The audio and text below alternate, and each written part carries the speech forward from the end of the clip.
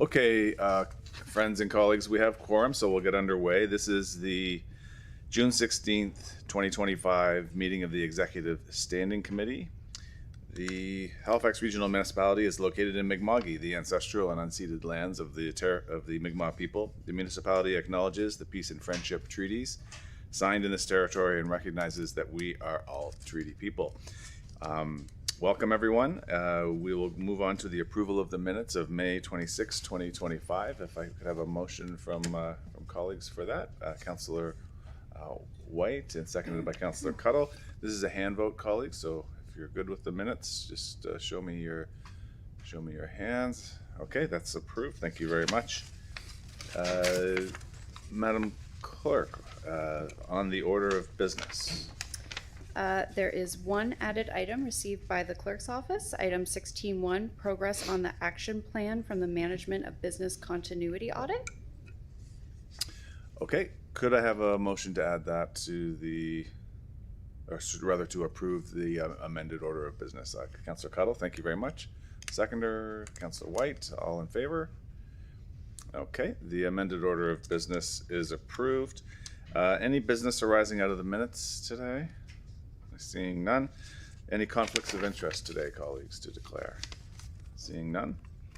No motions of reconsideration, no motions of rescission. This brings us to item 8.1, which is deferred business, a request for a letter regarding Municipal Conflict of Interest Act. And we don't have a presentation, however, the solicitor has a word to say. Yeah, so it's, as the committee may recall, this item came in January, and there was some confusion with respect to whether it was a reference, in my mind anyway, to the Municipal Conflict of Interest Act or the provincial. So we've sorted that out, and it is something certainly that if the committee wishes can go forward for a staff report. Thank you very much. Is there a member who would like to move the motion? Already been moved. All right, so it's moved and seconded. It's on the floor. I guess we're looking for the vote then. All in favor? And that passes. Thank you very much. Notices of tabled matters, there are none. Madam Clerk, is there any correspondence today? There is no correspondence received by the clerk's office. Okay, thank you. And petitions? No petitions received by the clerk's office. All right. And there are no presentations at this point in the agenda, so we'll move on to item 11, which is public participation. And I'm just going to call for three times if there's anyone in the gallery who would like to speak. Is there anyone in the gallery who would like to speak? Is there anyone who would like to speak? Is there anyone who would like to speak? Okay, seeing none, we'll move on to 12, which is information items brought forward, of which there are none. And now we're into reports. And we will begin with 13.1, Women and Gender Equity Advisory Committee. And there is no presentation today. Councillor Hartling, I have a note, who sits on that committee, was going to speak to it. I don't see her present. Colleagues, are we happy to proceed with the motion at this point? Then if I could have someone to put the motion. Councillor White, thank you. And a seconder? I need to read it? Oh yeah, why don't we read it? That's a good idea. So I move that the Executive Standing Committee request a staff report to consider developing Gender-Based Analysis Plus, GBA Plus, training for regional councillors.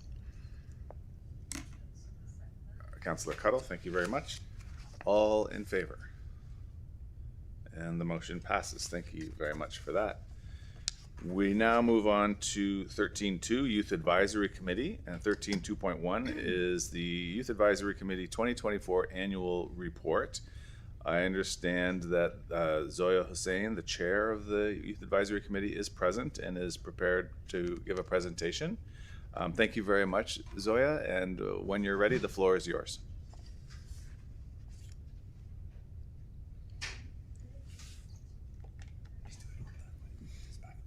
Oh, perfect. Okay, thank you so much. Can everyone hear me okay? All right, thanks. Okay, perfect. Good afternoon, or actually good morning, members of the Executive Standing Committee. My name is Zoya, and I currently serve as chair of the Halifax Regional Municipality's Youth Advisory Committee.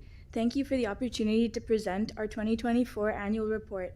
This report reflects a year of sustained engagement, learning, and collaboration across sectors. A year in which we worked to bring forward meaningful conversations around governance, social equity, and youth development in Halifax. Oh, I don't know if it's changing on my end. And it zoomed in. Because it's a PDF. Do you think? You just have to scroll down. Yeah, I'm not sure. Oh, okay. What's happening? Well, you fixed it. Oh, there you go. Perfect. Thank you so much. So in the presentation today, I'll talk a bit about the experience we have on our committee, as well as 2024's priorities, actions, and outcomes. This is my first time speaking here at City Hall, but it's great to meet all of you. So the Youth Advisory Committee exists to advise the municipality on the impact of policies, programs, and services on our youth. Our mandate includes strengthening youth representation, encouraging civic participation, and helping HRM reflect on the needs and realities of younger residents, especially in its decision-making processes. In 2024, our work plan was built around 3 core pillars. The first one being governance with an emphasis on youth engagement, the second being special projects focusing on our colonial past and having access to social supports, and the third being youth economic development and prosperity. So this framework kind of allowed us to direct our attention towards areas with both immediate and long-term relevance in Halifax. And just a bit about our committee, we met monthly except in June and December of last year, and our meetings were all in person except in May, September, and November. We meet in the evenings on Thursdays once a month, and we encourage anyone who's free to come and watch. We also usually get pizza, so that's another incentive. So our current committee members are myself. I was recently elected chair this past year. We have our vice chair, Cyril. We have Abraham, Crystal, Simone, Abdullah, Hanya, Isabella, Heba, and Damini. We, across the committee, we have a wealth of experience. Some of us are still in high school. I'm currently studying urban planning in my last year at DAL. We have people in dentistry, business, commerce, and so much more. And I think that with all that together, we bring a lot of experience to the committee and a lot of different perspectives, even geographically, because we all live in different areas of the main Halifax area. We are also interested in exploring what that means for rural residents of Halifax, especially in terms of accessibility and having like a physical voice, because our meetings do occur here in downtown Halifax, and there are some conversations we've had about the accessibility of having those meetings here. And I'd also like to recognize our former committee members, Jane, James, and Carter Bass. We've had a lot of turnover these past few years, and it's been really great to see the current team coming together and kind of finding our dynamic, and we're actually going to be meeting a few new team members this coming week. So these are the 3 priorities I outlined earlier: governance, special projects, and economic development. And I'll go over a few presentations that we've had for each of these priorities in the past year.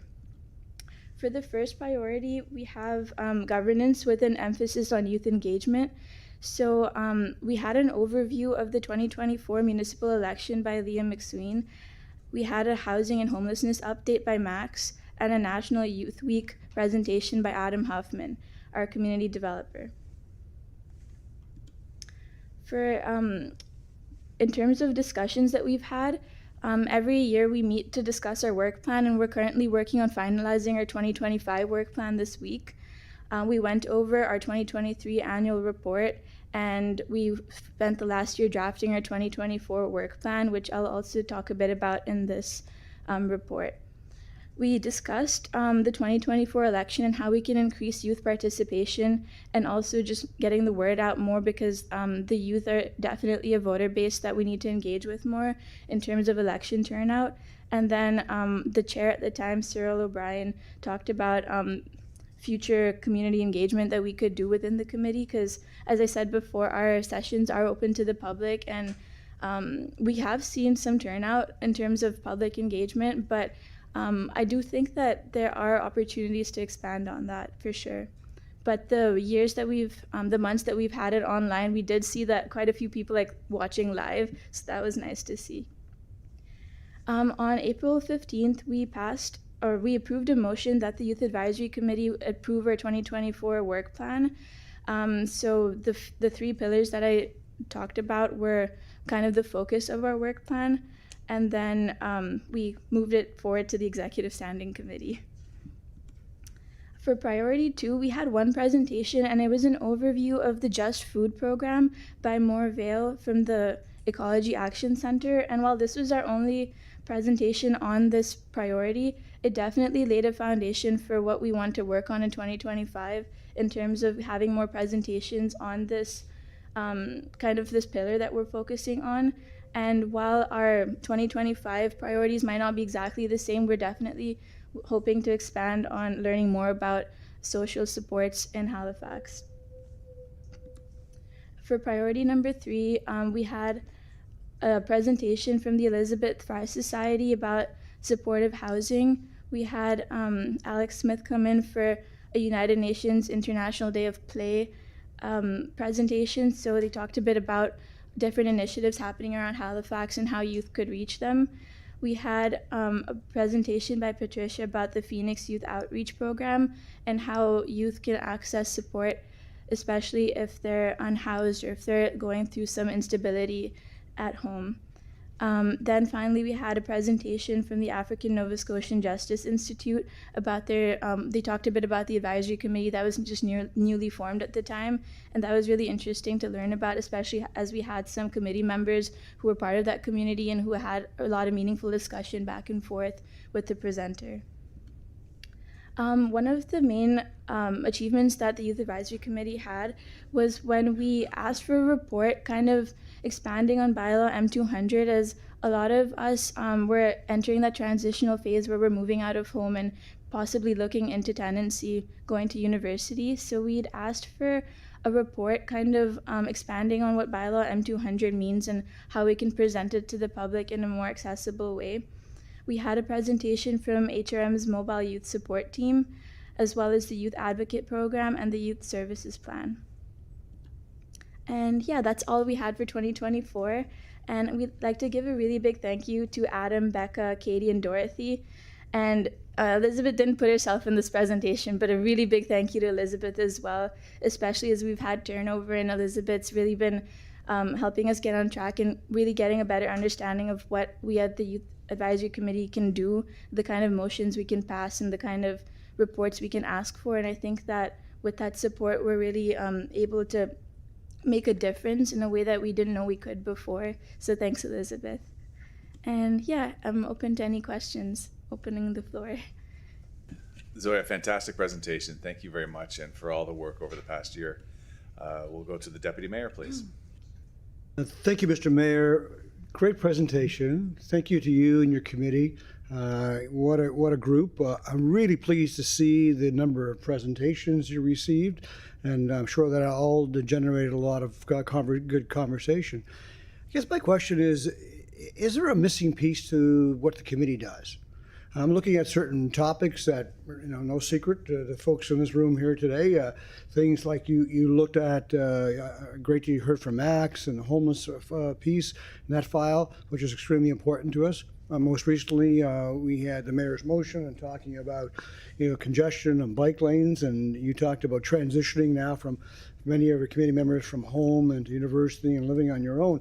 Is there a role there that you think the committee could have in some topics such as those that are being discussed at regional council that are quite heightened across the municipality?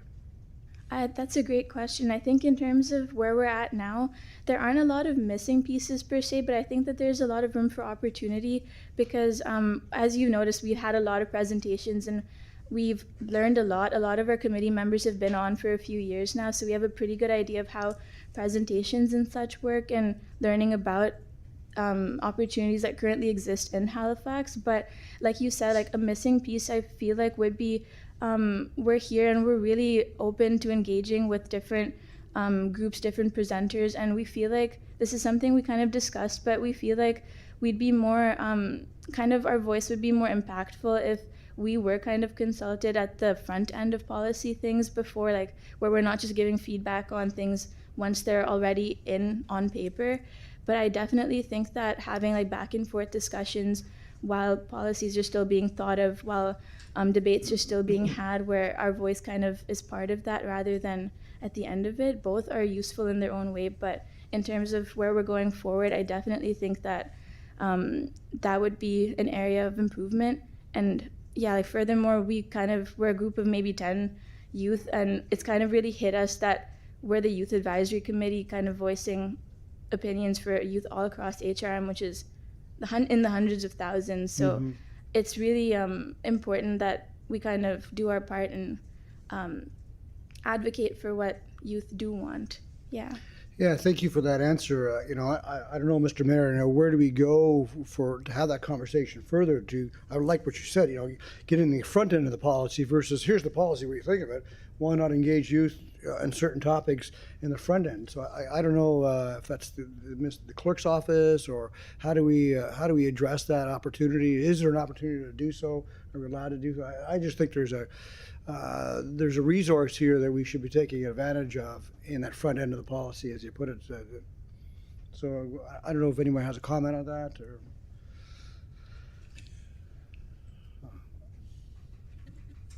I'm not seeing anyone. I think he's the going clerk to- is he's coming, going to the okay. mic. I thought you were going to refill your coffee. Yeah.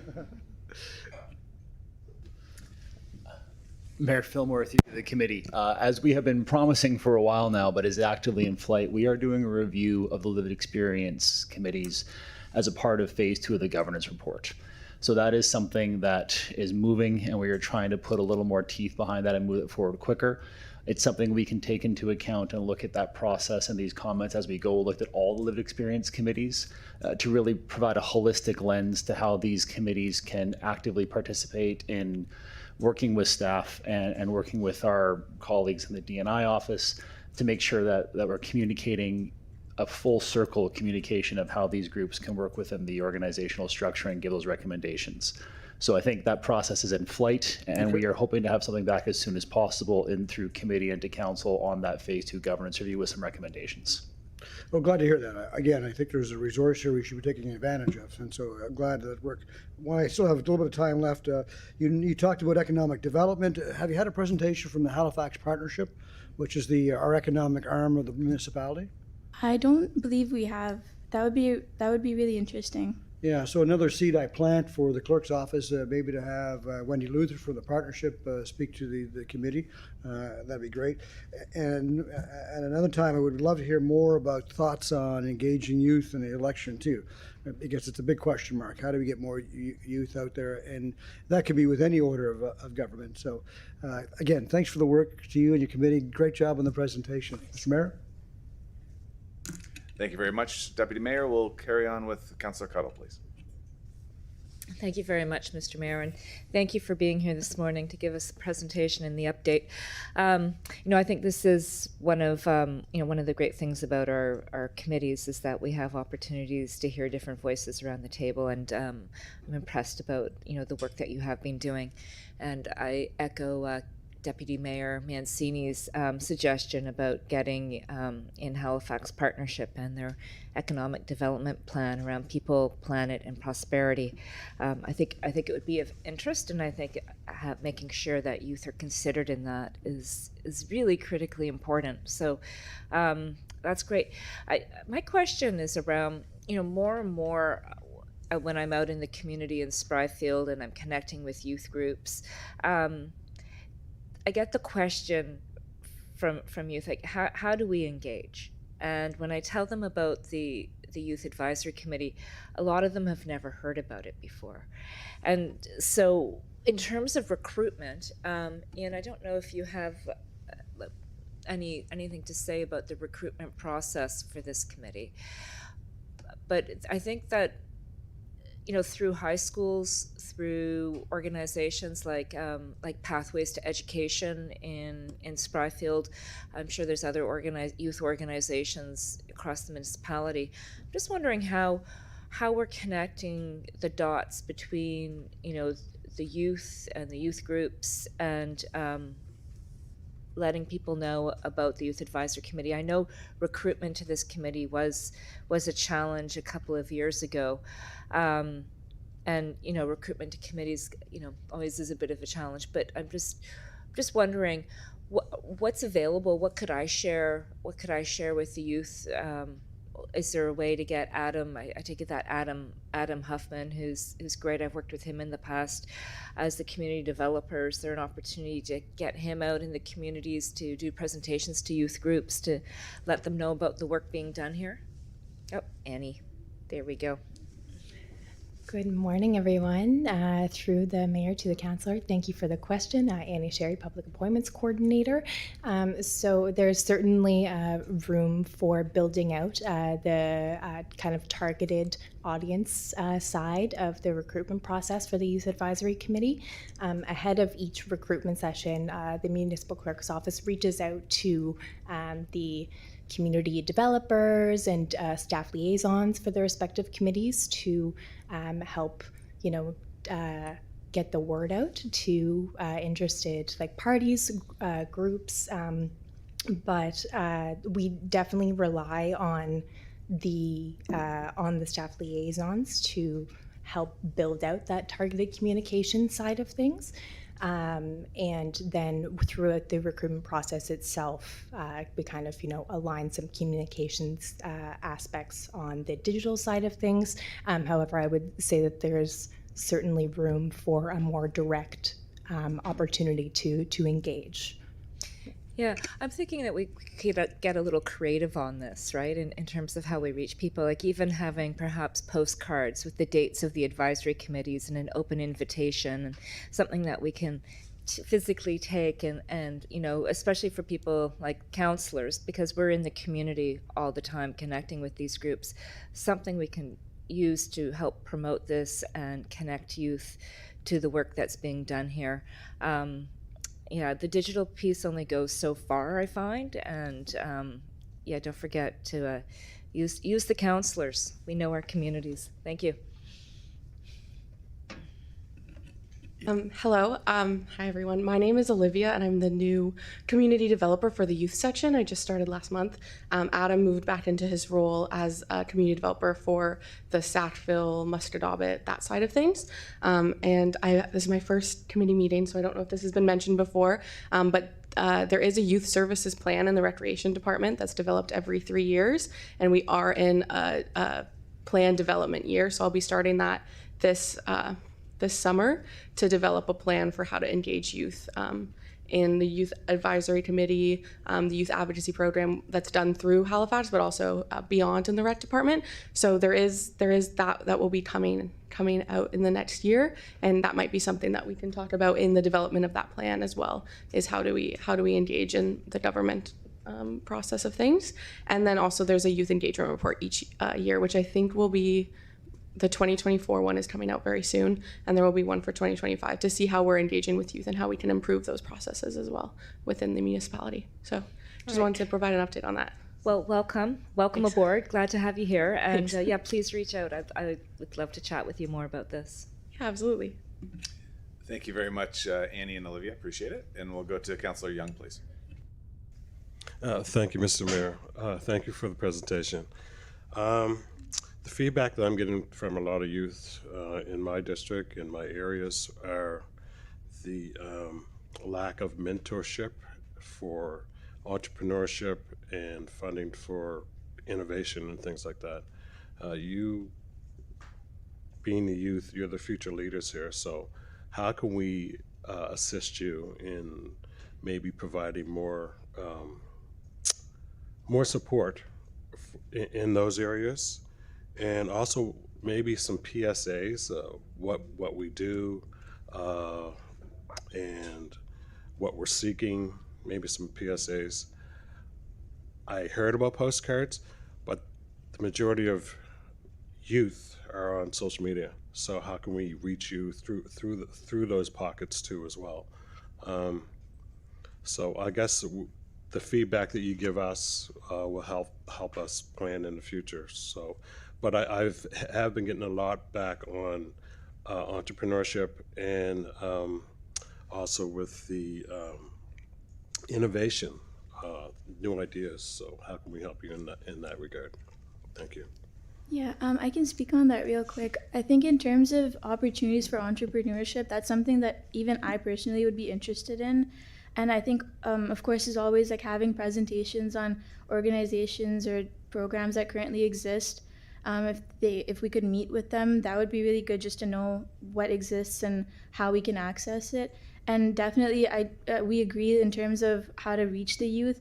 We know that social media is a much bigger factor at play here, and it might be one of our priorities in the 2025 work plan. We're working on kind of like a rebrand where we, I think, if I'm not mistaken, it would be through the HFX Next Gen Instagram account that already exists, but we were thinking of kind of introducing ourselves as the Youth Advisory Committee to like our online following, and even just in terms of recruitment as well, we think that would help get the word out about what the committee does, what our goal is, and just the fact that we exist again, because digital is probably like one of the paths of least resistance in terms of getting the word out there.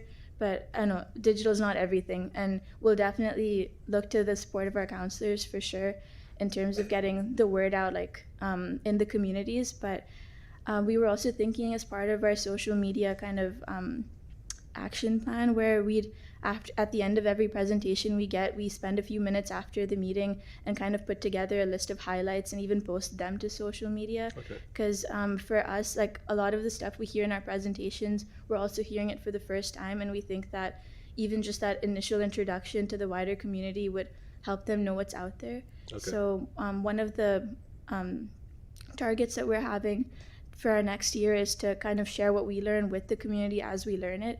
And then that can also open the doors for getting feedback from the youth in terms of what presentations they want to see, what we're missing. So yeah, all of that, hopefully we'd love to see that come together in 2025. Okay, thank you. Thanks very much for that. Councillor White, please. Thank you, Mr. Mayor. And thank you, Zoya, for the presentation. That was really good. I'm really inspired by the work that you guys do. I love it.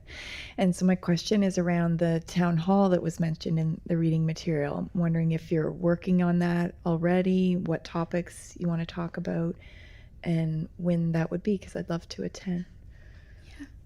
In terms of when the town hall is, I'm not sure. I think we're still in the planning stages of it, and I think Elizabeth or Ian could maybe follow up on that in the future.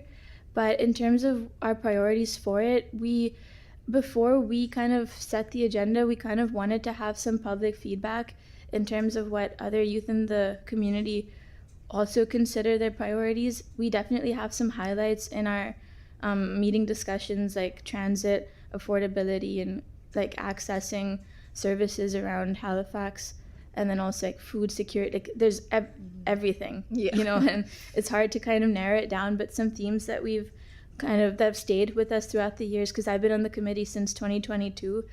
So we definitely see some recurring themes like climate change and transit and affordability. Like they just keep coming up. So I'm going to assume that where we're moving forward with it is kind of on a similar stretch, but we do want to hear from the community, because that's something we haven't really had the past few years that I've been on.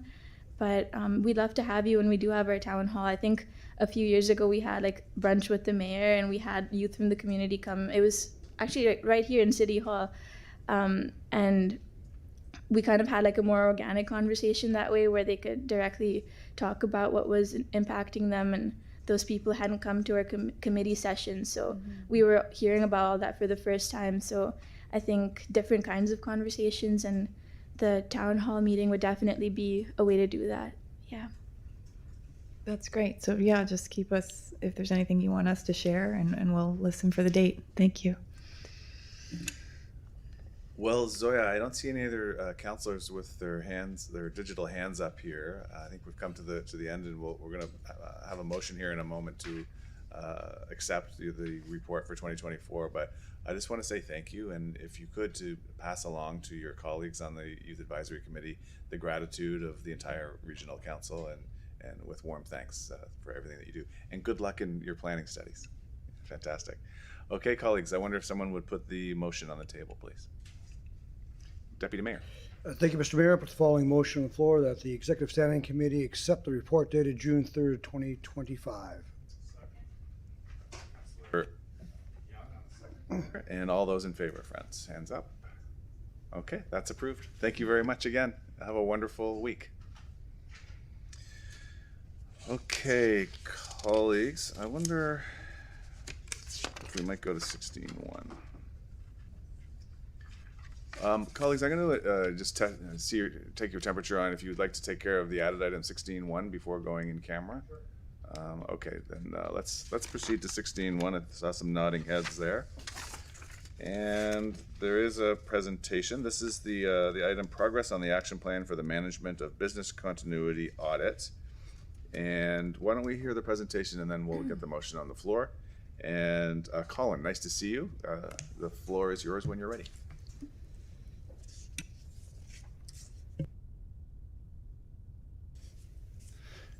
Good morning. Thanks very much, Mr. Mayor, and I'm CEO, members of the Executive Standing Committee. It's good to be here again. So we're going to talk about the progress on the action plan for the Municipal Auditor General's report on business continuity planning.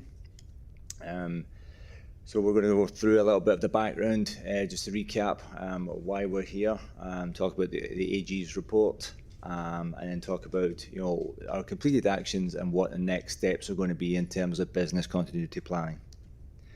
So in July of last year, the Municipal Auditor General submitted a report and placed those recommendations in front of the Executive Standing Committee. An action plan to address all the recommendations was forwarded to the ESC on December 16th, 2024, and those recommendations were adopted.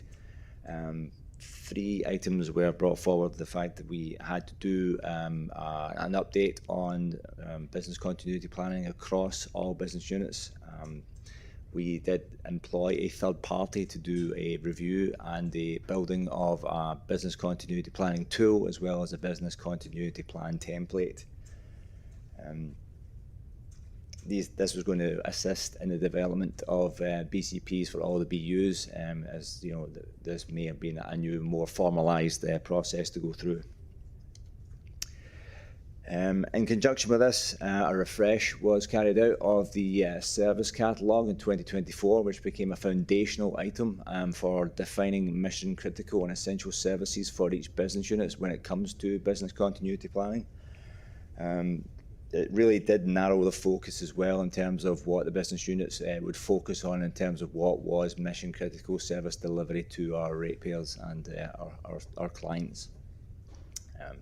The outcomes from the BIA process, they were done in a workshop format. They were then incorporated into each business unit's BCP. And to date, all business units have completed the BIA and have incorporated that information into the interim BCP template. IT is the one group that would be at the end of that process, because as a main service provider, they're also waiting for information from the BCP process to feed into the disaster recovery plan.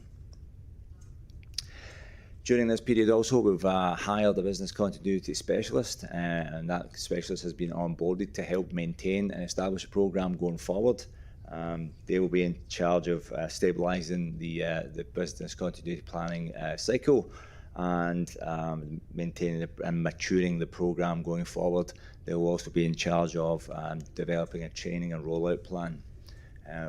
We are also going to undertake a development of a corporate BCP policy, which was another gap that was identified during this process, as well as sending regular exercises of the BCPs to make sure they stand up to real-world events. Part of this process will also include changes to the BCP on an annual review basis, or when there's a large event happens within the municipality, or there's a large change within the municipality, and that would be akin to an organisation restructure, etc. So the BCPs will be reviewed at a regular process. That is everything I have there, just to give you a brief overview of the programme as it stands, and I will take questions. Thank you. Thanks very much, Colin. Appreciate that. Colleagues, any discussion on that? Not seeing any. I think your presentation was that thorough. Thank you very much. Then I wonder if someone would put the motion on the floor, please. Councillor Cuddle, please. Too soon. I don't have the motion on the agenda here. Do you have the motion? It's not on the online one. Added item. Yep. Okay, here we go. Love added items. Okay. I move that the Executive Standing Committee receive a presentation on the progress of the action plan from the Management of Business Continuity Audit. Seconded by Councillor White. This is one of those funny things where we're voting to receive the presentation after the presentation, Colin. And thank you for that again. Yeah, that's right. Yeah. Take it all back. Okay, all those in favor? And with that, we pass the motion, and thank you again for your work, Colin. And nice to see HRM's favorite Glaswegian in the chamber. Cheers. Okay, colleagues, we will go back to in camera. Could I have a motion to go in camera, please? Councillor Cuddle, the seconder. Deputy Mayor. Thanks. We'll give the clerk a moment to prepare the room.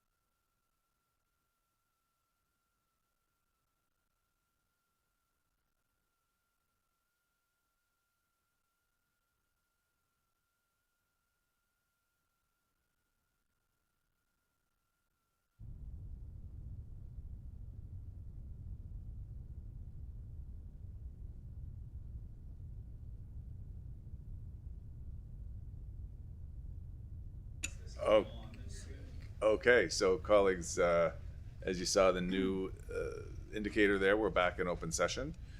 And I'll look for a motion, I guess from Councillor Cuddle, because you moved both in-camera motions, if you would move the open session versions. There, okay.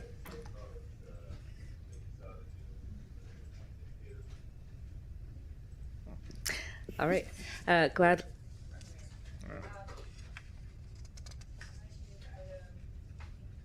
One, that the Executive Standing Committee, one, adopt the recommendations as outlined in the private and confidential report dated June 10th, 2025, and two, direct that the private and confidential report dated June 10th, 2025 be maintained private and confidential. Seconded by Councillor White. And we are still hand vote, is that correct? Yeah, so all those in favor?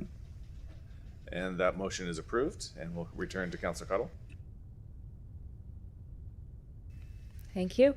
And item 15.2, I move that the Executive Standing Committee, one, adopt the recommendations as outlined in the private and confidential report dated June 10th, 2025, and two, direct that the private and confidential report dated June 10th, 2025 be maintained private and confidential. Seconded by Councillor White. All in favor? Motion passes. Okay, colleagues, with that, there are no notices of motion today, and we are ready. Well, I'll remind you that the next meeting is August 18th, 2025. And with that, is there a motion to adjourn? Councillor Young. Thank you very much, colleagues. Have a great day.